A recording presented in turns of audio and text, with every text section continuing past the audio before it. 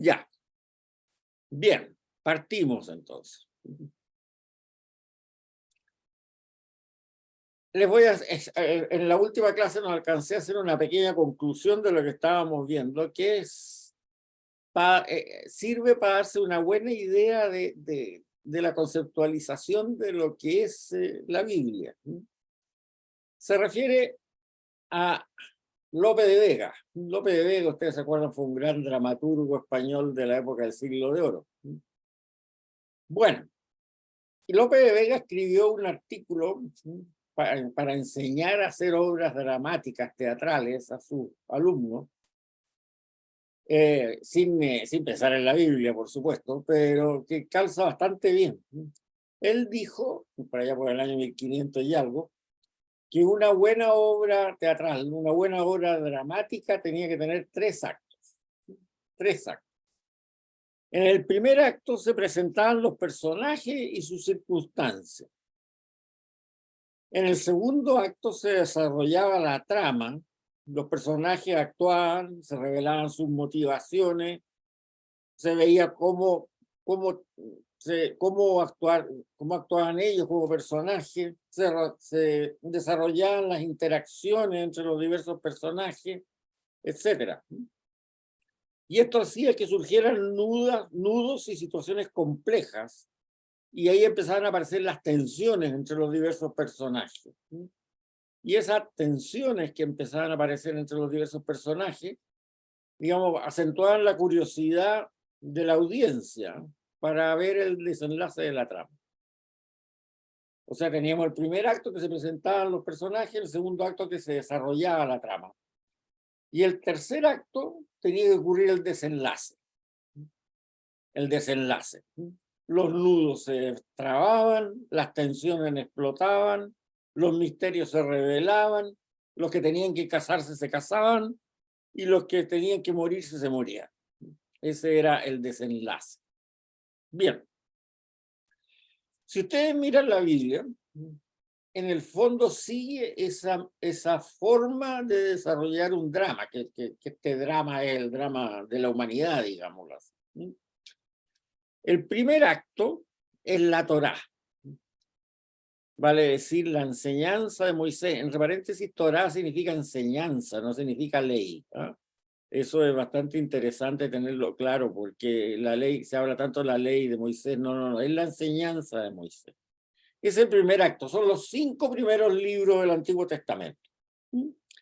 Y ahí se definen los los personajes. Por ejemplo, se presenta a Dios, Yahvé, el único, increado, que existe, existió y existirá eternamente. Y se presenta también su motivación para crear el universo, que lo hace de la nada, libremente y por su propia voluntad, porque es bueno. Se presenta la creación del ser humano, hecha por Dios libremente a su imagen y semejanza. Se presenta también el origen del mal moral, fruto del mal uso de la libertad otorgada por Dios al ser humano, y la soberbia de éste para querer decidir por sí mismo lo que es bueno y lo que es malo. Y se nos presenta también la reacción de Dios frente a esta situación, la promesa de un redentor y la elección de un pueblo, los descendientes de Abraham, en el cual él revelará progresiva y gratuitamente su misterio en la historia. O sea, el primer acto en la Torá se nos presentan todos los personajes de este drama. El segundo acto está formado por el resto de los libros del Antiguo Testamento, pero ojo, siempre que se ordenen cronológicamente, cosa que no ocurre en nuestras Biblias. Pero ahí se desarrolla esta trama de estos personajes que se definieron en el primer acto, que es la Torá. Se narra la interacción de Dios, de Yahvé, con su pueblo, cómo les va revelando su misterio progresivamente a través de la historia. Se narra su tutela y ayuda en los tiempos de crisis, así como sus correcciones en los tiempos de corrupción y apostasía. Se les enseña a rezar, a comunicarse con Yahvé en el libro de los Salmos, a relacionarse con él, con la naturaleza y con el prójimo, en los libros sapienciales, proverbios, etc. y se orienta a ese pueblo a través de los profetas que son los mensajeros de Yahvé. O sea, tenemos el primer acto, se nos presentan los personajes, la Torá. El segundo acto, los libros del Antiguo Testamento, siempre que los ordenemos en forma cronológica, cosa que no pasa pero en las Biblias nuestras, pero suponemos, y ahí se desarrolla la trama. Y el tercer acto, el desenlace, es el Nuevo Testamento. Ahí se culmina la revelación del ministerio de Dios, la palabra de Dios se hace ser humano, con lo cual Dios se revela tal cual es y sin necesidad de intermediarios como eran los profetas. Por lo tanto, la trama se resuelve, ya no hay nada que agregar a la trama, como dice el mismo Nuevo Testamento en San Juan, ¿no es cierto? Quien me ha visto a mí ha visto al Padre. Por lo tanto, se termina la revelación. Si ustedes se fijan, se sigue exactamente el modelo de Lope de Vega, cosa que es muy interesante, pero eso permite bien entender que, como les decía en la clase pasada, la Biblia no es una foto, es una película que transcurre, o un acto dramático, como habría dicho Lope de Vega, que transcurre en estos tres actos perfectamente identificados. Por lo tanto, ahí se entiende también la relación y la hilación muy estrecha que tienen los dos testamentos, algo que a nosotros en la enseñanza que tenemos habitualmente en los colegios católicos, por lo menos en la época mía, no sé si ahora se haya mejorado eso, no se establecía, o sea, como que el Antiguo Testamento se dejaba de lado. Y no es así, no es así. O sea, el Mesías vino a culminar la revelación del misterio de Dios y no a reemplazar lo revelado hasta esa fecha. San Mateo lo dice bien claro, eso cuando veamos San Mateo lo vamos a leer en detalle. Por lo tanto, el Nuevo Testamento debe entenderse siempre como apoyándose en el Antiguo, y el Antiguo debe entenderse como anuncio del Nuevo, tal como lo vio... lo describió Lope de Vega, no describiendo la Biblia, pero describiendo cómo debía ser bien escrita una obra que relatara un drama. Bien, hecho esto, vamos a la página 19, donde vamos a ver unos antecedentes históricos que son muy importantes tenerlos claros para poder entender bien el Nuevo Testamento. ¿Y cuáles antecedentes vamos a ver? Bueno, cómo se reflejaba la historia reciente antes de la venida de Jesucristo, o sea, los 3 o 4 siglos anteriores antes de la venida de Jesucristo. El hecho más importante que ocurre referente a los tiempos inmediatamente antes de la venida del Señor es el exilio babilónico, que marca toda la teología del Antiguo Testamento cercana a Cristo. No la primera, digamos, que más bien está muy influenciada por la figura de Moisés. Pero el exilio babilónico, que empieza en el año 587 antes de Cristo, marca todo el pensamiento religioso de la época de Jesús. Ahora, ¿qué es lo que pasa ahí? En el año 587, al final, cae Jerusalén en manos de Nabucodonosor, la saquea, destruye el templo, destruye la ciudad y se lleva a Babilonia exiliado al rey, a la corte, a la nobleza y a las clases dirigentes, y también la casta sacerdotal. O sea, se lleva presos a Babilonia a todos aquellos que le podían hacer una contrarrevolución. Los dirigentes, la casta sacerdotal, la nobleza, qué sé yo, etc. Se los lleva encadenado. Queda en el territorio de Israel, queda la gente pobre, el campesino, el artesano, ese queda. Ese no se lo llevan exiliado porque no tenía medios de hacer una revolución, digamos, en contra de los babilonios. Se lleva toda la clase dirigente, digamos, tanto religiosa como política como económica. Ahora, Israel siempre entendió que eso había sido un castigo por la degeneración de la monarquía que había ocurrido en esa época, que los profetas de esa época, desde Isaías, Jeremías, qué sé yo, Oseas, Miqueas, relataron muy bien. Eso lo vemos en el curso del Antiguo Testamento en un par de clases. O sea, la situación era realmente de una degeneración, digámoslo así, inaudita. Aquí yo seleccioné un texto chico del profeta Miqueas como muestra, pero si ustedes ven los apuntes míos del Antiguo Testamento, que son públicos por lo demás, pueden ver muchas citas de profetas de esa época más y que son muy violentas. Veamos lo que nos dice Miqueas. Yo dije, escuchad pues jefes de Jacob y dirigentes de la casa de Israel. ¿No es cosa vuestra conocer el derecho, vosotros que odiáis el bien y amáis el mal, que le arrancan la piel de encima al pueblo y la carne sobre sus huesos?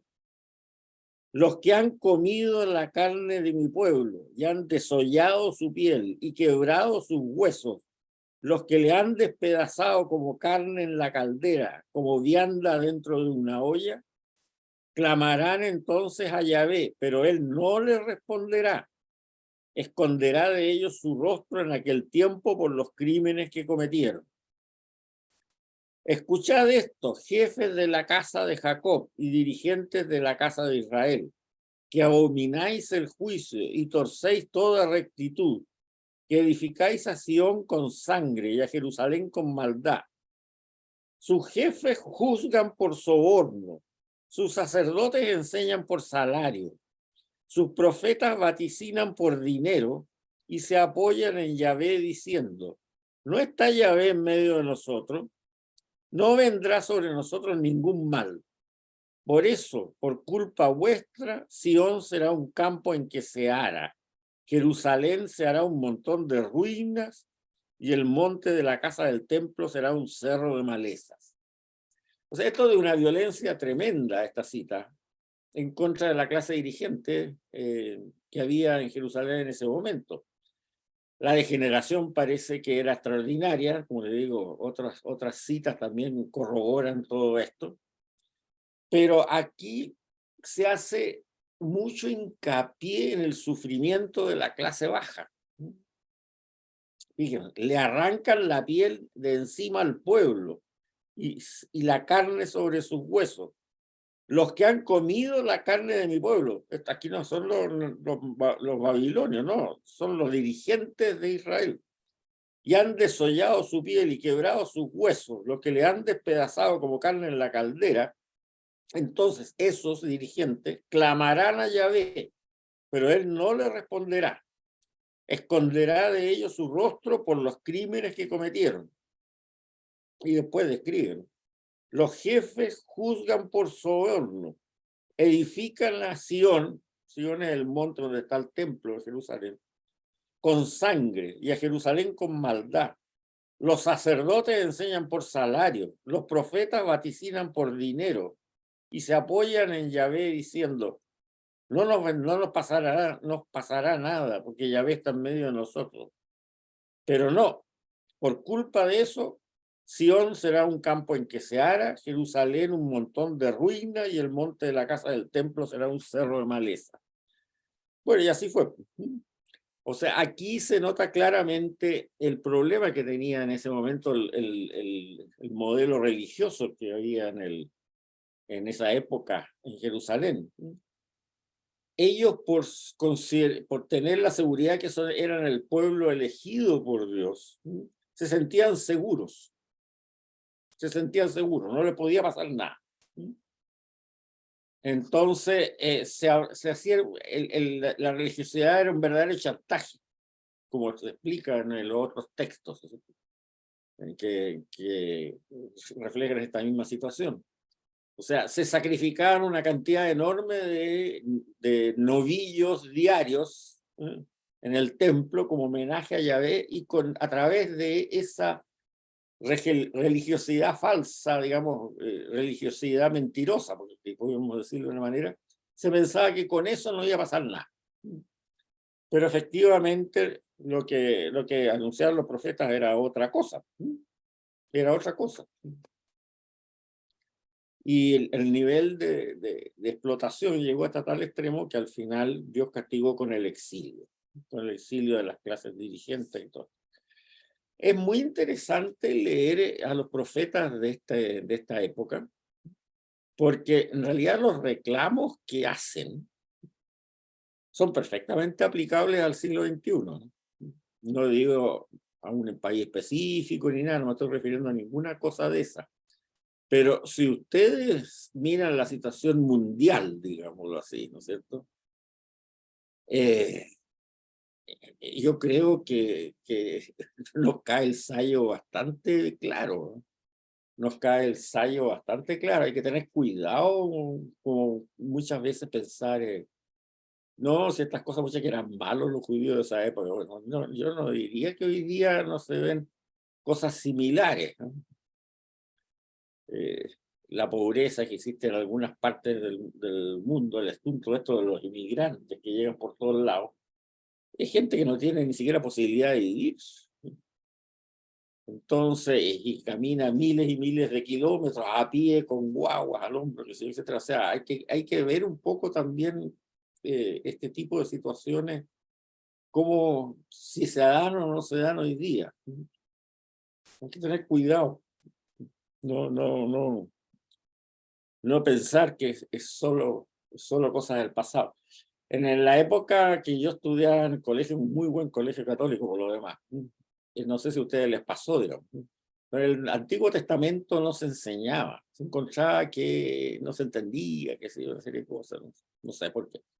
Y lo reemplazaron por un librito que se llamaba Historia Sagrada, ¿no? Yo creo que todos tuvimos que estudiar Historia Sagrada en el colegio. Pero eso estaba mal, porque se dejaba afuera la mitad del Antiguo Testamento porque no relataba historia. O sea, claro, en los libros de historia sagrada nosotros sabíamos que David había matado a Goliat con un hondazo y el tamaño de la piedra, que sé yo, y todas estas cosas, había una serie de cosas históricas. Pero se dejaba afuera, por ejemplo, todos los libros de los profetas porque no narran historia, entonces no cabían en la historia sagrada. Y así también los libros de la sabiduría que nos enseñan esa triple armonía que yo les decía en la clase pasada. Eso es un error grave, porque la mitad del Antiguo Testamento no es histórica, o sea, no pretende reflejar historia. O sea, es histórica en el sentido que cuenta situaciones que se daban, como el caso de Miqueas que estamos hablando aquí, y todos los profetas. O enseña a vivir, como el caso de los libros de la sabiduría, que hablan de esa triple armonía que le hablaba la clase pasada: armonía en la relación con Dios, armonía en la relación con el prójimo y armonía en relación con la naturaleza. Entonces, no sé si ahora se ha vuelto un poco en la enseñanza católica a darle peso al Antiguo Testamento, pero sí, es muy, muy importante, porque además todo es un hilo, hablamos del hilo conductor. Bueno, ya, no me quejo más, sigo. En el año 520 antes de Cristo, ya se permite que los exiliados puedan volver a Jerusalén. Primero hay un edicto de Ciro, rey de Persia, que destruye el imperio babilónico, pero después Darío, su sucesor, que en el año 520 ya da una autorización real para que parte de los exiliados puedan volver a Jerusalén y reconstruir la ciudad. Era pura ruina, como decía ahí Miqueas, un cerro de maleza nomás. Entonces, eso hace que un templo muy modesto en ese momento, en el año 515 antes de Cristo, o sea, unos 70 años después de que comenzó el exilio. Piensen ustedes que las generaciones eran cada 30 años, eso significa 2 generaciones y media después de los exiliados, llegaron los nietos o bisnietos de vuelta, y pudieron inaugurar un templo muy modesto, que no tenía nada de la gloria del anterior. Y ahí los profetas Ageo y Zacarías narran eso, y es con gran alegría, digamos. Ahora, estos exiliados que vuelven, lo que no hacen es reconstruir la monarquía. O sea, se dan cuenta que esa monarquía había sido un fracaso, ¿no? Por la corrupción que había tenido la monarquía, por el darse aire de potentados y gloriosos, qué sé yo, y cosas por el estilo. Y eso había corrompido también la clase sacerdotal, que dependía mucho de la monarquía. No hay que olvidarse que el palacio real y el templo eran el mismo edificio. O sea, el trono de Yahvé en el templo y al ladito, en otra pieza más allá, estaba el trono del rey.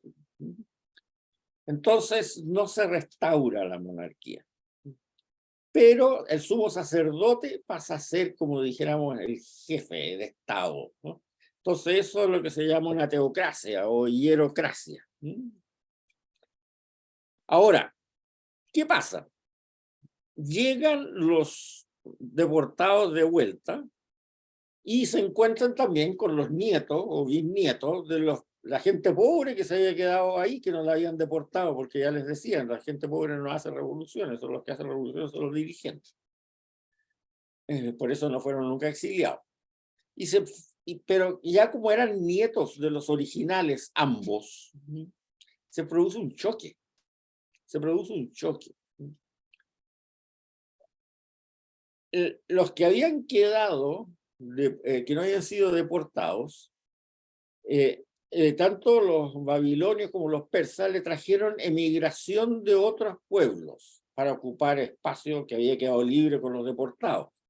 Y además para que se mezclaran un poco y no pudieran hacer revoluciones de tipo nacionalista. Y eso fue muy mal visto por los retornados. Los retornados en el exilio, como estaban exiliados y estaban circunscritos a poblaciones vigiladas, se continuaban casando entre ellos, no así los que hayan quedado en Israel, en el territorio de Israel.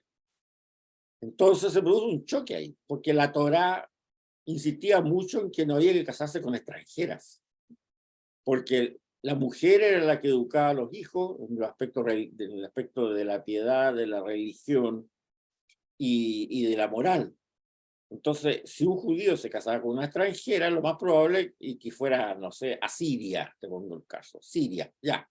Lo más probable es que los hijos de ese matrimonio iban a adorar a los dioses sirios, la moral siria, y eso para mantener el culto a Yahvé era muy mal visto, porque la educación estaba en manos de la madre, de forma más o menos establecida, y el padre era el que tenía que darle el sustento.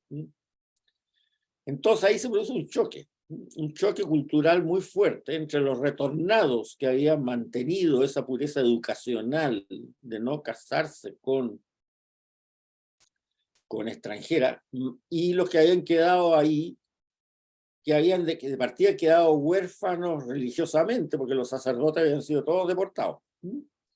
Entonces, y que además habían sufrido esta inmigración extranjera dentro del territorio, provocada por los dominadores para evitar revoluciones nacionalistas.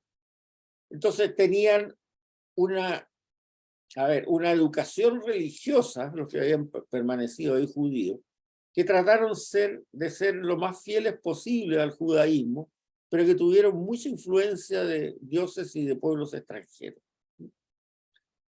Entonces ahí se produce un choque más o menos fuerte, que lo voy a reflejar acá. Pero antes aclaremos un poco la geografía de esto. En esa época, el territorio de Israel, el territorio palestino judío, digamos así, tenía 3 provincias. De sur a norte eran las siguientes. La más al sur era Judea, cuya capital era Jerusalén. La del medio era Samaria, cuya capital era la ciudad de Samaria. Y la más al norte era Galilea, que no tenía una capital especial, pero había ciudades importantes como Cafarnaún, por ejemplo.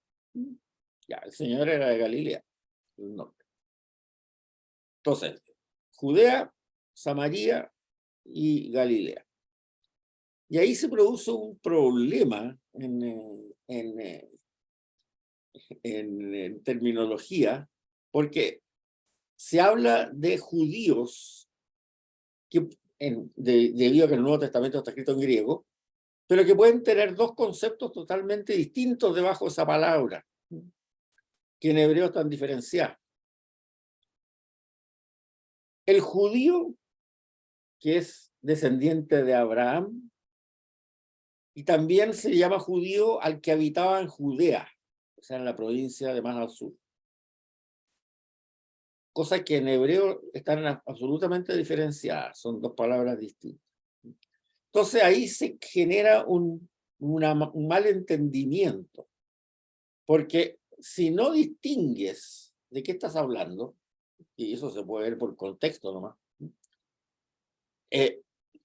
tú puedes llegar a la conclusión que los samaritanos no eran judíos, como uno oye muchas veces a predicadores en la misa, que hay problema entre los samaritanos y los judíos. No, los samaritanos eran tan judíos como los de Judea. Lo que pasa es que no eran de Judea, eso es otro cuento, pero eran judíos, descendientes de Abraham. O sea, en otros idiomas, como inglés, se ha tratado de solucionar este problema inventando una palabra, pero en castellano no ha funcionado. Por ejemplo, en inglés se dice el Jew, J-E-W, el judío, al descendiente de Abraham. Por lo tanto, los de Judea, los de Samaria y los de Galilea son judíos, Jews. Y se inventó la palabra para los habitantes de Judea como los judeanos, Judeans, cosa que en castellano no ha fructificado. Entonces hay que distinguir entre el Judean y el Yu, o sea, el judío y el judeano.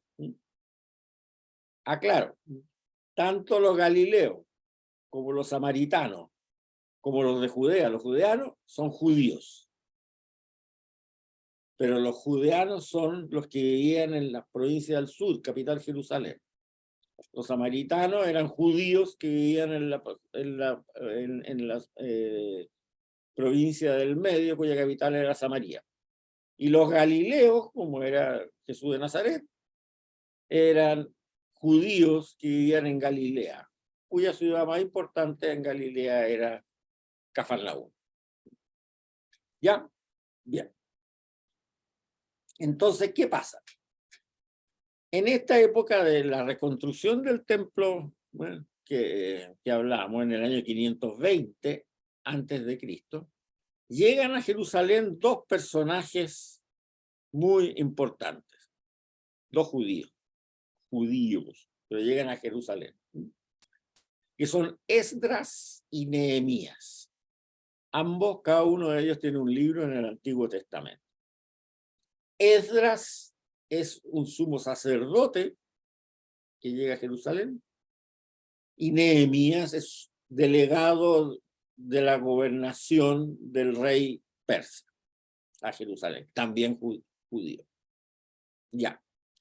Y ellos dirigen la reconstrucción del templo que les acabo de decir, que se inaugura en el año 515 antes de Cristo. Y ahí empieza el problema, como les decía, con el choque cultural. Les voy a leer lo que dice el libro de Esdras, porque la solución que encuentran es una solución absolutamente de una crueldad infinita, pero es lo que hicieron. Tenían el problema de la gente que se había casado con extranjeras, ya sea la madre o la abuela del actual descendiente de eso. ¿Y qué es lo que determina Esdras? Leo. Entonces Secanías, hijo de Yehiel, descendiente de Elam, tomó la palabra y le dijo a Esdras: hemos sido infieles a nuestro Dios al casarnos con mujeres extranjeras de los pueblos paganos. Pero todavía hay esperanza para Israel. nos comprometeremos con nuestro Dios a despedir a todas las mujeres extranjeras y a los niños que hemos tenido de ellas, según decidas tú, Esdras, y los que respetan los preceptos de nuestro Dios. Cúmplase la ley, levántate y que este asunto es competencia tuya y nosotros te apoyaremos. Actúa con energía. El sacerdote Esdras se puso en pie y dijo: han pecado al casarse con mujeres extranjeras, agravando la culpa de Israel. Ahora den gracias al Señor, Dios de nuestros padres, y cumplan su voluntad separándose de los pueblos paganos y de las mujeres extranjeras. Toda la comunidad respondió en alta voz: haremos lo que nos dices, pero somos muchos y en época de lluvias no hay quien resista la intemperie. El problema no se resuelve en un día ni en dos, porque somos muchos los que hemos cometido este pecado. Será mejor que nuestros jefes representen a toda la comunidad. Los ciudadanos que se hayan casado con una extranjera se presentarán cuando los llamen, junto con los concejales y jueces de cada pueblo, hasta que partemos la cólera de Dios que hemos provocado con tal conducta.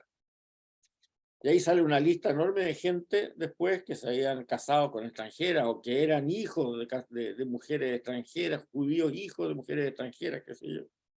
Acuérdense que fueron 3 generaciones las que estuvieron en el exilio.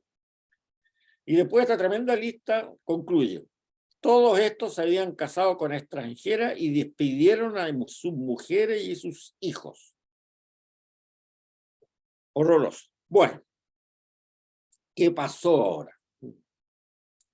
Lo que pasó es que Esdras y Nehemías tenían poder político que le había dado el emperador persa, Darío, solo en Judea. Solo en Judea.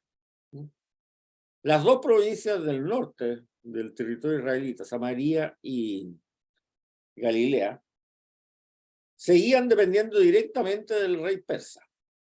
No tenía poder Esdras ni Nehemías. Entonces, ¿qué hicieron? ¿Qué pasó? Aquellos habitantes de Judea que no quisieron despedir a sus mujeres y a sus hijos, que aguantaron valientemente, digamos, esta prescripción, emigraron a Samaria, porque ahí Esdras y Nehemías no tenían ningún poder. Entonces, o hasta Galilea, pero les bastaba con emigrar a Samaria. Entonces ahí se creó ya el principio de la rivalidad entre los judeanos, no los judíos, entre los judeanos y los samaritanos.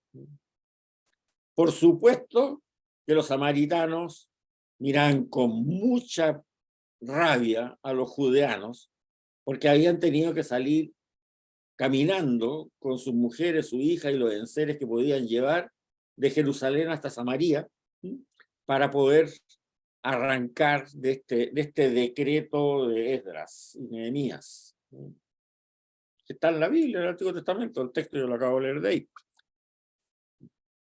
Entonces ahí se creó esta rivalidad que se nota en los evangelios.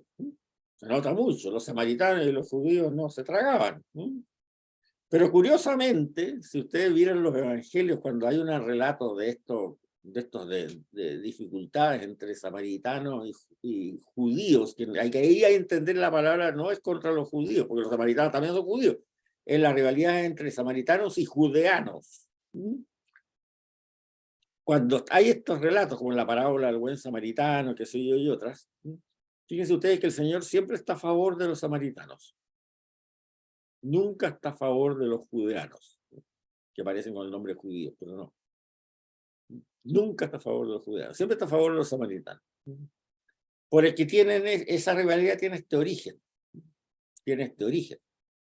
O sea, imagínense ustedes que tienen que salir a medianoche de sus casas con su mujer y su hijo, con los enseres. Bueno, es lo que está pasando ahora con todos estos inmigrantes que llegan por el norte y arrancar por otro lado. Entonces, ahí se creó la gran rivalidad entre samaritanos y judeanos, que nosotros la entendemos mal porque pensamos entre samaritanos y judíos, y los samaritanos eran igual de judíos. Entonces, ¿qué es lo que empieza a ocurrir ahí? Que obviamente en Samaria se empieza a establecer un culto separado de Jerusalén, porque de acuerdo a la Torá, la gente que podía hacerlo, los que no podían, ¿no? Tenían que ir a Jerusalén a celebrar la Pascua todos los años. Y los samaritanos no iban a ir a Jerusalén a celebrar la Pascua con los que lo habían expulsado. Entonces crean un templo paralelo en la ciudad de Samaria, en el monte Garizim. Un templo paralelo, con sumo sacerdote paralelo y todo en paralelo, digamos así. Y eso provoca, obviamente, que el sacerdocio oficial de Jerusalén reaccione violentamente contra los samaritanos. Ahora, los samaritanos han sobrevivido como grupo judío muy minoritario hasta hoy día, pero se calcula que debe haber que sigan esa doctrina samaritana no más de 5.000 en todo Israel, son muy pocos. Están en desaparición porque, bueno, ahora la situación política es diferente. Y ellos mantienen una versión de la Torá que es prácticamente idéntica con la Torá oficial que tenemos nosotros también en el Pentateuco, pero que omiten de su Torá toda referencia a que el templo de Jerusalén sea el único templo que puede existir. Porque obviamente ellos no comulgan con eso.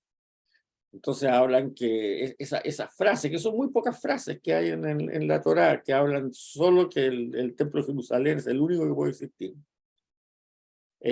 la suprimen. Y eso es lo que se llama el Pentateuco o la Torá samaritana. Y de ahí viene de ahí vienen los problemas de relaciones entre samaritanos y judeanos, que no son entre samaritanos y judíos, insisto de nuevo, porque los samaritanos son igual de judíos. Bien, pero el dominio de los poderosos cambia. Alejandro Magno en el año 333 destruye el imperio persa. Y después de la muerte de Alejandro, que muere muy joven, no respetan la vida de su hijo, que era una guagua, lo matan los generales, qué sé yo. Los generales se distribuyen el imperio en base a una serie de guerras bastante cruentas que hubieron en la zona en que ellos tenían el centro de su poder, en la zona de Irak y en Alejandría, en Egipto. Y se distribuyen el imperio. Entre paréntesis, los gobernadores de Alejandro tenían el nombre de sátrapas. Y eso hoy día tiene una muy mala imagen ese nombre, digamos, pero de ahí viene. O sea, no eran gobernadores muy benefactores de sus gobernados. Se llamaban los sátrapas, y era el nombre oficial. Entonces, Alejandro Normá, sátrapa de Egipto, fulanito tal. Bueno. Entonces, en primera instancia, Israel pasa a depender de Egipto, del sátrapa de Egipto. Y ahí no hubo mayor problema. O sea, el gobierno de los egipcios helenizados, digamos, que tenían como capital Alejandría en Egipto, es bastante sensato. No tienen mayor problema. Pero resulta que el sátrapa de Siria quiere expandir su imperio y le hace la guerra al sátrapa de Egipto. Y bueno, Israel queda como el jamón del sándwich ahí. O sea, los sirios venían del norte, los egipcios del sur, y se arma la guerra entre los dos satrapías, y desgraciadamente triunfan los de Siria en el año 198 a.C., Israel pasa a depender de Egipto a los sirios. Y ahí empiezan los problemas, unos problemas tremendamente serios, porque los gobernadores sirios, los reyes, que ahora ya se llamaban reyes, ya no se llamaban sátrapas, porque no dependían de un común como un Alejandro, ¿no? Los reyes quieren helenizar a toda costa todo su imperio, los de Siria, para evitar insurrecciones, precisamente. O sea, todos van a ser, ahora van a pertenecer a la religión griega, la cultura griega, en las escuelas se va a enseñar la cultura griega, nada de la Torá, se va a enseñar, qué sé yo, Aristóteles, Platón, etcétera, etcétera, etcétera. Y ahí es donde surgen las rebeliones, fundamentalmente las que están relatadas en el libro de los Macabeos del Antiguo Testamento. Leo. Entre paréntesis, los reyes que venían de Siria, los reyes, los emperadores sirios, digamos, casi todos se llamaban Antíoco. De ahí vienen una serie de ciudades que se han creado por ahí como Antioquía. Leo. Poco tiempo después, el rey Antíoco envió a un senador ateniense para que obligara a los judíos a abandonar las costumbres tradicionales y a no gobernarse por la ley de Dios. Tenía orden de profanar el templo de Jerusalén y dedicarlo al Júpiter olímpico, y profanar el templo de Garizim, o sea, el templo de los samaritanos, y dedicarlo a Júpiter hospitalario, siguiendo la práctica de los habitantes del lugar. El avance del mal resultaba molesto e insoportable aún para la masa del pueblo. El templo estaba repleto de libertinaje. Las orgías de los paganos se realizaban en el templo de Jerusalén o del de Garizim, y se divertían alegremente con prostitutas y tenían relaciones con mujeres en los recintos sagrados, e incluso introducían allí objetos prohibidos. El altar rebosaba de víctimas ilegítimas prohibidas por la Torá. No se podía ni celebrar el sábado ni guardar las fiestas tradicionales, ni siquiera declararse judío. A su pesar, se veían forzados al banquete sacrificial con que se conmemoraba cada mes el nacimiento del rey, y cuando llegaba la fiesta de Baco, los obligaban a hacer una procesión en su honor coronados de hiedra. Y ahí surgen una serie de insurrecciones populares que están relatadas, como les digo, en el libro Los Macabeos. Y usted, hay algunas historias que se deben acordar de la historia sagrada de los colegios. El caso de esa madre que le matan a los 7 hijos uno por uno, los torturan y los matan, y después matan a la madre, que es atroz. Todo eso está relatado en el libro de los Macabeos y seguramente refleja una tradición de lo que ocurrió. Ahora, el problema de eso,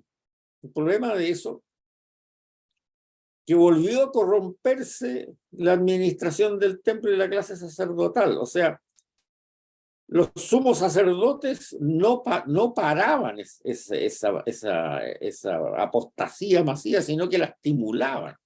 Incluso hubo un sumo sacerdote de la época que prohibió la celebración del sábado y impuso una celebración pagana para el día sábado. O sea, imagínense ustedes, digamos, para entender la situación más o menos cómo estaba, que por la presión, qué sé yo, de un emperador mundial de por ahí, digamos, incluso el Papa prohibiera celebrar la misa, e instaurara en vez de la misa una celebración de tipo pagana totalmente al dios Baco, no sé. O sea, a ese extremo estamos llegando de corrupción, digamos, de que los sumos sacerdotes, ¿y por qué? Porque eran comprados con dinero. Los persas tenían, perdón, los sirios tenían mucho dinero, y bueno, y el ser sumo sacerdote era liderar todas las provincias judías en ese tiempo, y de ahí la corrupción manaba nomás. No había un rey. Entre paréntesis, el rey Herodes, que tanto se habla como rey. Bueno, había un rey, sí, Herodes fue rey en un momento, después ni su hijo ni nadie conservó el título real. Pero eso lo pusieron los romanos. Herodes no era judío, era idumeo. No tenía nada que ver con la monarquía davídica. Lo pusieron ahí, le dieron el título de rey los romanos porque era un tirano que mantenía al pueblo aplastadito y que no hiciera revoluciones. En esa época, dado de que en la época que estoy hablando, o sea, el año 167 antes de Cristo, va a surgir una rebelión de la familia Macabea. La familia Macabea era un padre con sus hijos, ¿no?, que hicieron una guerra de guerrillas en contra de los sirios.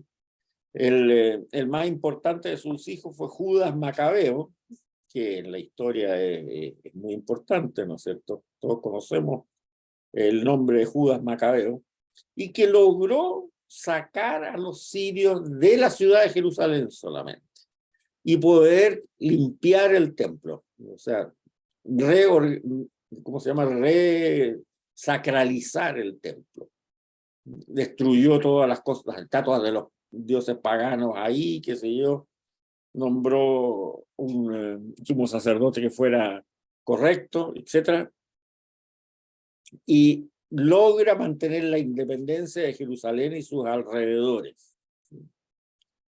Pero sin embargo muere en una batalla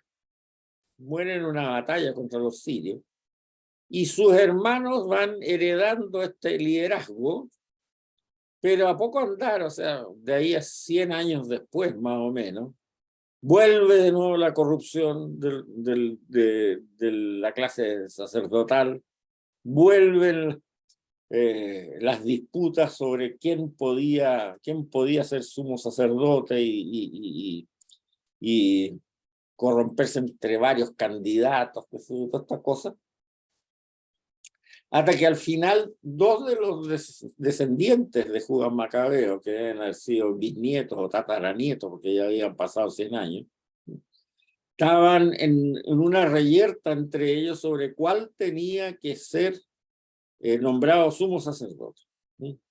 Esto en el año 63 antes de Cristo, o sea, 100 años después de esta independencia temporal que habían tenido en base a Judas Macabeo, en el año 63. Y estos dos candidatos a sumos sacerdotes que estaban disputando, no se les ocurre nada mejor que pedirle al general romano Pompeyo que decida cuál es el que tiene más derecho a ser sumo sacerdote y por lo tanto gobernador de Judea. Y por supuesto que al buen Pompeyo, digamos, se le abrieron los ojitos de inmediato. ¿Y qué es lo que hizo? Mandó matar a los dos candidatos y se quedó él con Jerusalén. Y ahí comienza la dominación romana en Israel, en el año 63 antes de Cristo, gracias a este regalito que le hicieron estos dos candidatos a sumos sacerdotes judíos a Pompeyo. Y de ahí Israel perdió su independencia desde ese momento hasta 1940 y algo, que se cumplieron los 75 años de la restauración de Israel hace poco. Y ahí apareció Herodes. Herodes era un guerrillero idumeo, no era judío, que ayudó a Pompeyo a pacificar Israel después de que este mandó a asesinar a los dos candidatos al sumo sacerdocio y decidió quedarse él con la guinda de la torta, que era Jerusalén y sus alrededores, para anexarla al Imperio Romano. Entonces este guerrillero idumeo, que se llamaba Herodes, ayudó con tropas a Pompeyo y por eso el Senado romano lo nombró rey. Pero era un usurpador por todos los lados, no tenía nada de la monarquía tradicional. Sin embargo, el hombre, para poder gobernar en paz Jerusalén, entendió que había que hacer ciertas concesiones. Entonces, él nombraba a sumo sacerdote y además destinó mucho dinero que obtuvo en sus correrías como guerrillero en hermosear el templo de Jerusalén, porque con eso lograba pacificar al pueblo. Entonces, efectivamente, hizo unas ampliaciones al templo de Jerusalén, lo convirtió en una maravilla mundial arquitectónica y de riqueza, con la plata que él había robado en sus épocas de guerrillero, y por eso podemos decir que anduvo el territorio relativamente pacificado. De hecho, no hubo insurrecciones ni en la época de Herodes ni en la época de sus hijos. Pero sus hijos no heredaron el título de rey, sino que eran tetrarcas. El título de rey se lo dio Roma a Herodes nomás, porque como premio, ¿no? por su trabajo en la pacificación de Jerusalén, en la época de Pompeyo. Bien, entonces en toda esta época media difusa, media anárquica, media también bastante prostituida, qué sé yo, etcétera, empiezan a surgir movimientos religiosos nuevos en el judaísmo, antes de Cristo, inmediatamente antes de Cristo, que era muy importante en la época del Señor. Y eran movimientos religiosos laicos. Los sacerdotes tenían su estatus y su forma de formación, digámoslo así, clara de la época de la Torá de Moisés.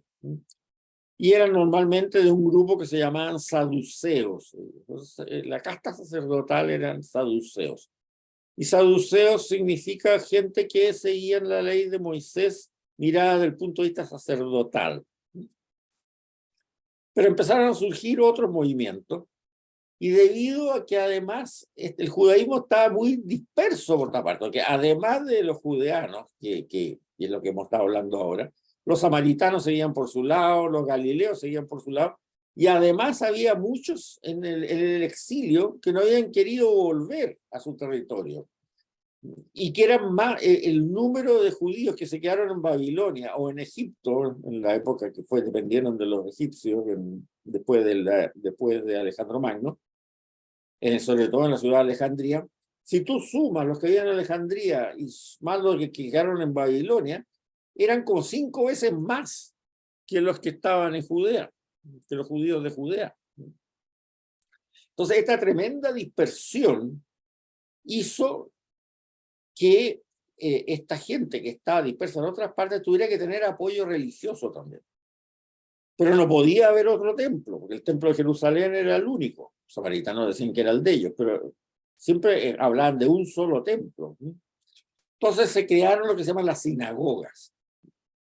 Y las sinagogas estaban en manos de laicos, no son sacerdotes. Los rabinos no son sacerdotes, son laicos. Y empezaron a tomar mucha fuerza estos laicos, porque ¿qué es lo que hacían en la sinagoga? Celebraban el sábado y estudiaban la Torá. El rabino es una persona que no es sacerdote porque no hace los sacrificios que dice la Torá, sino lo que hace es estudiar la escritura y enseñarla. O sea, lo que nosotros llamamos en nuestra misa la liturgia de la palabra. Eso viene de ahí, del ritual de la sinagoga. Se reúnen todos los judíos a cierta hora, que está acordada entre todos, en una sinagoga, que puede ser un edificio especial o puede ser la casa de alguien, si son muy pocos, y ahí leen la escritura, como dice el Evangelio, que el Señor le pasaron en la sinagoga de Nazaret el libro de Isaías para que él lo comentara, qué sé yo. Y las personas que son expertas en esto, que son los rabinos o los maestros de la ley, la explican. Y además, el rabino hace de maestro de ceremonias, digámoslo así, en ciertas ceremonias que afectan a la familia. Por ejemplo, en la circuncisión de un niñito que acaba de nacer, en los matrimonios y en los funerales, que son más o menos los casos más típicos. Pero son laicos, el rabino es un laico, no es un sacerdote. Hoy día le llamamos sacerdote por costumbre, digamos, tal como hablamos de los pastores o qué sé yo, como quieren llamarlo. Pero los sacerdotes no, los sacerdotes del Antiguo Testamento son descendientes de Aarón, el hermano de Moisés. No puede haber un sacerdote que no sea descendiente de Aarón. O sea, en el sacerdocio de la Torá se nace sacerdote, no es un aspecto vocacional. El sacerdote es el descendiente de Aarón y ellos están a cargo del templo y de los sacrificios del templo. Punto. Nadie más. Estos otros son maestros laicos que se preocupan de toda esta rebaño, puedo decir un término del Señor, rebaño que está disperso en otras partes y que no tiene acceso al templo. Y que gracias a que se creó esta organización laical de rabinos, es que el judaísmo pudo sobrevivir muy bien después de la destrucción del templo en el año 70, en que los romanos volvieron a destruir todo, igual, peor que los babilonios, digamos, y los dispersaron a todas partes, porque se quedaron sin templos, se quedaron sin sacerdotes. Entonces, esta organización laical que se crea en los 2 o 3 siglos anteriores al nacimiento de Cristo fue fundamental para poder permitir que el judaísmo sobreviviera. Y dentro de estos laicos, rabinos, que incluso son oficiales, son un nombramiento oficial, digamos, la mayoría de las veces, institucionalizado así, los estudios que tienen que tener, que etcétera, etcétera, etcétera. No es una cosa vaga. Se construyó un soporte laical con esta sinagoga. Pero dentro de ello surgen diversas escuelas de pensamiento, tal como en la religión católica tenemos también que diferentes escuelas de pensamiento, ¿no es cierto?, en la Edad Media, de los dominicos, jesuitas o lo que sea. Pero ahí son laicos, esa es la diferencia. Entonces, dentro de esas escuelas de pensamiento, el fariseo, que es un nombre que deriva de ser muy estudioso, o sea, un poco como, a ver, en árabe los talibanes son los estudiosos, los estudiantes, eso significa talibán en árabe, según tengo entendido, el árabe que se habla en Afganistán. Bueno, el fariseo también es alguien que es muy estudioso. Pero hay más también, que son los esenios, por ejemplo, formaron un grupo menos grande en los siglos anteriores a Jesús, pero desgraciadamente fueron muy destruidos con la destrucción romana del año 70 después de Cristo. Ya lo vamos a ver eso más adelante. Pero los esenios dejaron una impronta muy fuerte en lo que es Qumran, esta especie de monasterio que tenían ahí, que no era monasterio, o sea, vivían familias ahí en Qumran, que ha sido una cosa extraordinaria porque hemos podido encontrar textos muy antiguos que se han descubierto. Eso eran esenios. Bueno, después existían los celotas también, otro grupo religioso laico, que esos eran abiertamente antirromanos. Entonces, eran muy perseguidos por los emperadores romanos, qué sé yo. O sea, se instaura un soporte religioso muy fuerte laical, en que hay diversas tendencias religiosas dentro de él, como es normal. Y esto sigue así hasta que Calígula y Nerón empiezan de nuevo a molestar en Israel para poner las estatuas de ellos dentro del templo de Jerusalén. Entonces ahí vienen una serie de revueltas, y finalmente Vespasiano y Tito destruyen totalmente Jerusalén y ahí viene el exilio, el segundo exilio bastante más definitivo. Ahora, ¿qué pasa entonces ¿Qué pasa entonces al ya perder la importancia de Jerusalén con respecto a esta diáspora muy grande que había de judíos? La Torá pasa a ser el centro religioso. La Torá se puede estudiar en cualquier parte, no necesitas estar en el templo. Por eso surgen estas escuelas para la enseñanza de la Torá en las sinagogas. Pasa a ser el centro religioso total. No importa, no vayas a Jerusalén, ya no existe el templo, no importa, no hay sacrificio, se acabó eso de tener que ir una vez al año, no importa, estudia la Torá.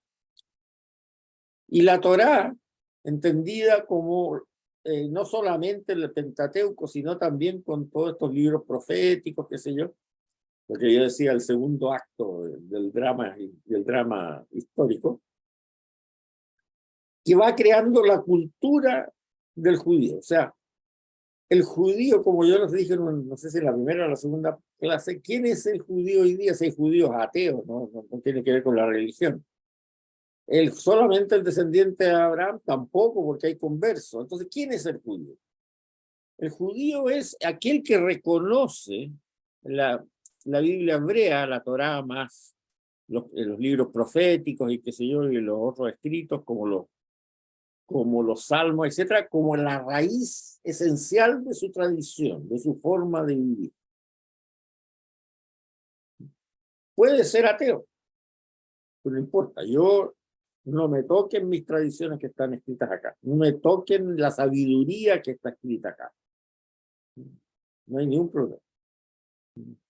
Entonces, la Torá pasa a ser, la Torá entendido como la Biblia hebrea, pasa a ser un documento escrito que se copia con una serie de reglas para que no, acuérdense que no existía la imprenta antes, no exista el menor cambio ni siquiera de una letra en las generaciones de copistas, de tal manera de que ahí esté la esencia de la tradición judía.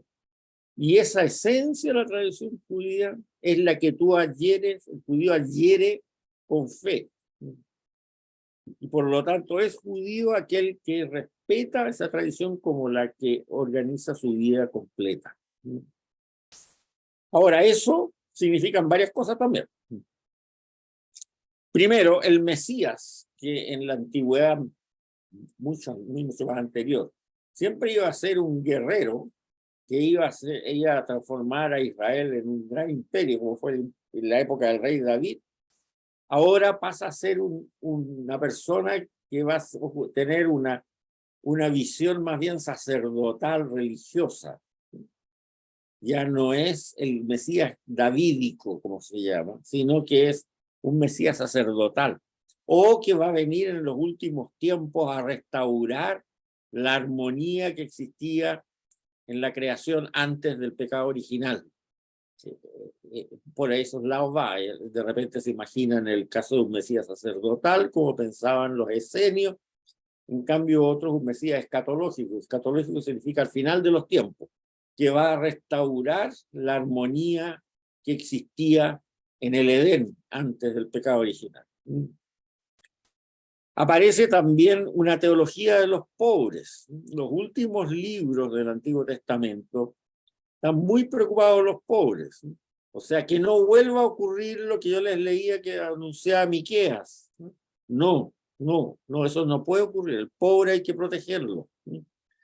El pobre es un bienaventurado, no tiene poder político ni militar, pero él confía en Yahvé, eso es lo importante. Entonces, tener una pobreza no significa carecer de medios, sino significa confiar en Yahvé, que en el fondo es esa confianza en Yahvé es lo único que prima. No confíes en tu poder, no confíes en tu riqueza, no confíes en tu fuerza militar, porque mira lo que ha pasado para atrás. Todo eso que estaban tan confiados en su riqueza, tan confiados en su poder militar, qué sé yo, llegaron los babilonios fuera, llegaron los romanos fuera, llegaron los asirios fuera. En cambio, confían, ya ves, eso es lo único que tienes que confiar. Y eso es la teología de los pobres. Y eso implica que la responsabilidad es personal, se insiste mucho en eso. porque antes se pensaba las responsabilidades del pueblo es un conjunto. O sea, yo estoy pagando porque la clase sacerdotal se corrompió. Y bueno, y como somos todos judíos, todos somos corresponsables, debíamos haber echado a esos sacerdotes corruptos y no lo hicimos, sonamos. No, ahora se hace mucho más hincapié en la responsabilidad personal, porque no hay esa dirigencia que había antes, ¿no? O sea, están dispersos por el mundo y el mundo para él puede ser un pueblito chico en un lugar donde nadie más es judío y que tiene una sinagoguita en que estudian la Torá en la casa de alguien y son 5, 6 o 7 o 10 familias y no más que eso. No importa, pero ellos son. Dado esta imagen del Mesías escatológico, o sea, va a venir al final de los tiempos a restaurar esta armonía que existía antes en el Edén, entonces empieza a aparecer también la imagen de los ángeles, que no era muy común antes antes en el Antiguo Testamento, antes del exilio babilónico. O sea, Yahvé era un Dios más bien solitario, que se pensaba en esa época. En cambio aparecen ahora estos ángeles, que son una especie de intermediarios entre Yahvé y las personas. Es bien curioso esto, ya vamos a ver, y que eso da origen a un género literario que se llama el género apocalíptico, ¿no? En el Nuevo Testamento hay un libro del Apocalipsis que es de ese mismo género literario. Bueno, cuando lo veamos en los escritos de San Juan, ahí llegaremos a más profundidad a esto. Ahora, ¿de dónde viene el nombre del Mesías? El Mesías significa en hebreo el ungido. El ungido, o sea, el designado por Dios para hacer esta obra de restaurar la armonía que existía antes en el Edén.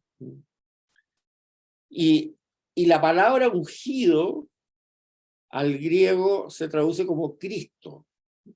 O sea, Cristo significa el ungido en griego. Y el ungido en hebreo significa aquel que está designado por Dios para llevar a cabo esta recreación de la humanidad a como estaba antes del Edén. Y surgen muchos libros de este tipo apocalíptico, bastante. El más famoso es el libro de Enoch, que lo vamos a estudiar como antecedente del libro del Apocalipsis de San Juan. Ahora, además surge otra cosa muy interesante en esta época, que es que en estas cantidades de judíos que vivían fuera de Israel, porque ya se habían establecido ahí, que se iban a diferentes exilios y todo, que fundamentalmente vivían en Egipto, en Alejandría o en Babilonia, y después tuvieron que repartirse por todo el mundo, después del año 70, cuando los destruyen los romanos de nuevo, Vespasiano y Tito. Empiezan a perder el dominio del hebreo. Empiezan a perder el dominio del hebreo.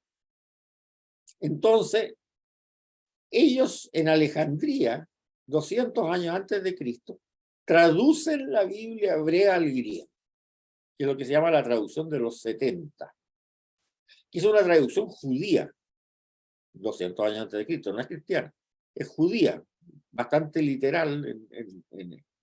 ¿Para qué? Para que los judíos que vivían en la diáspora, que hablaban el griego, porque el griego era el idioma universal en ese momento, no era el latín, era el griego a consecuencia de Alejandro Magno. Entonces, esta gente que hablaba griego pudiera estudiar bien la Biblia. Ya no la leían en hebreo, porque no sabían hebreo. Y esta traducción de los 70 es muy interesante, se llama así por una tradición histórica de ellos, que la tradujo un comité de 70 sabios, que sí, etc. Pero se hizo 200 años antes de Cristo, y es la que adoptó como Antiguo Testamento la Iglesia cristiana en sus primeros tiempos. porque la iglesia cristiana salió a predicar fuera de Israel. San Pablo predicó en Tesalónica, en Corinto, qué sé yo. Entonces, él predicaba usando esta traducción, la traducción de los 70. Porque si llevaba una Biblia hebrea, nadie le iba a entender. En cambio, sí predicaba usando la Biblia de los 70. Entonces, muchas de las citas que hay en el Nuevo Testamento, prácticamente todas, que se hacen, las citas que hacen del Antiguo Testamento están basadas en esta traducción de la Biblia de los 70. Y sirve mucho para poder entender también palabras, ¿no? El lenguaje, porque se ve, bueno, a ver, ¿qué dice la Biblia de los 70? ¿Y qué dice el texto original antes de traducirse desde el hebreo? Y ahí uno puede tratar de entender un poco qué significado tenían algunas palabras en esa época. Pero más que nada podemos decir que ahí se crearon dos escuelas de pensamiento judío a raíz de esta traducción de los 70. Por un lado tenemos el judío helenista de la diáspora que usa la Biblia hasta traducida al griego, que es un judío mucho más abierto, el judío alejandrino, el judío de Babilonia, el mismo San Pablo, ¿no? Judío de la diáspora, nacido en Tarso, en Asia Menor, y estudió ahí. Porque esta gente tenía mucho contacto con la cultura griega, sobre todo si vivían en Alejandría. Y al tener tanto contacto, trataron de ver también las cosas buenas que tenían los griegos. O sea, la religión griega era un desastre para todos los judíos, no cabe la menor duda. Pero había filósofos que habían dicho cosas bien interesantes, como Aristóteles, como Platón, como Sócrates, qué sé yo, etc. Y poetas que decían cosas muy interesantes, dramaturgos como Sófocles, Eurípides, no lo podían ignorar. Entonces el judío helenista, el judío de la diáspora, era un judío bastante abierto. Habían 300.000 solo en Alejandría, muchos más. ¿Cuántos habían en Judea? Dice que habían 300.000 en Alejandría y en Judea habían solo 70.000. O sea, eran 4 veces más por lo menos. Entonces, este judío de la diáspora es mucho más abierto. Trataba de convertir a paganos hacia el judaísmo. No era eso de que tú no desciendes de Abraham y te miro en menos, no. Si un pagano sentía algún atractivo por la religión judía, el judío de Alejandría lo trataba de convertir. Y ahí se creó una relación muy interesante, porque el judío aprendió, como te digo, de esta cultura griega bastante, de lo que no era contradictorio con la religión judía, y además convenció a muchos paganos griegos de la superioridad de la moral judía. Y eso fue muy atractivo para muchos griegos, y eso lo usó mucho San Pablo para convertir a paganos. Porque la moral griega, la moral pagana, basada en sus tradiciones, que de Júpiter, Neptuno, diferentes dioses que tenían, era un desastre. Era un desastre. Como reglas morales, era un desastre. O sea, si ustedes leen bien la mitología griega y leen la Odisea de Homero o la Ilíada de Homero, los dioses del Olimpo eran unos corruptos, ¿no? O sea, no había nada ejemplarizante ahí. Se engañaban entre ellos, tenían hijos con seres humanos. Era un desastre. En cambio, la moral hebrea, los 10 mandamientos, hacía mucha lógica, era muy coherente, era atractiva para los paganos. Oiga, pero está claro, mire, son 10 palabritas nomás, los 10 mandamientos, o sea, en hebreo se dice las 10 palabras. Son 10 palabritas nomás. Y fíjese usted, honrar padre y madre, no matar, no robar, no levantar falso testimonio, no desear la mujer de tu prójimo. O sea, era muy atractiva la moral judía para el pagano. Entonces ahí se creó una relación que lo supieron manejar muy bien los judíos de la diáspora para no caer ellos al revés en las barbaridades de los paganos, pero para hacer al pagano que mirara a la moral judía como muy atractiva. Entonces, estos eran los judíos helenistas de la diáspora. Y por otro lado, estaba el judeano, el judío de Jerusalén, que era netamente cerrado, intransigente en todo lo relacionado con la Torá. El Evangelio uno lo ve clarito esto, ¿no? Muy intransigente. Ninguna interés en traer adeptos de los paganos, porque los paganos al revés lo iban a corromper a ellos. Temeroso. Es la imagen típica que sale en el Evangelio del maestro de la ley y del fariseo. Pero que es de esa zona, ¿no? O sea, no es universal como uno puede creer cuando lee el relato evangélico solamente. En el caso del judío de la diáspora no era así. Ahora, también en esta época se escribieron libros que algunos pretendieron ser parte de la Biblia, pero que no fueron incluidos en la Biblia, ya veremos por qué. Muchos de género apocalíptico, el libro de los jubileos, el primer libro de Enoc, que es muy interesante. Hay salmos atribuidos a Salomón, libros tercero y cuarto de los Macabeos, que ha sido tercero y cuarto de Esdras, y los libros de Qumran. Esa es algo que es de mucho interés. Déjenme ver una cosita aquí, y veo que hay algo que se puede corregir. No, vamos bien. Y con eso terminamos nuestra introducción. La introducción al curso. Todo lo que hemos visto hasta la fecha. Y en la próxima clase partiríamos ya con el análisis cronológico de libro por libro del Nuevo Testamento y no solamente de libro por libro, sino de época y de época, porque hay muchas mini épocas dentro del Nuevo Testamento. Y eso lo vamos a ver a partir de la próxima clase. No quiero entrar en esto ahora, porque no alcanzaría a ver nada de lo más importante en los cuántos son 10 minutos que me quedan. Así que no sé, pues, si ustedes tienen alguna pregunta, déjenme ver una cosita aquí.